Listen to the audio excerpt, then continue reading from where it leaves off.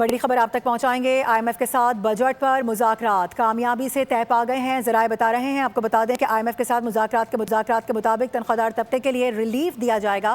مزید بات ہوگی عمر حیات خان سے۔ عمر بتائے گا اس حوالے سے کیا سامنے آیا ہے؟ آئی ایم ایف کے ساتھ بجٹ پر جو مذاکرات ہیں حکومتی معاشی ٹیم کے وہ طے پا چکے ہیں، اور آئی ایم ایف کے ساتھ مذاکرات کے مطابق تنخواہ دار طبقے کے لیے ریلیف فراہم کیا جائے گا۔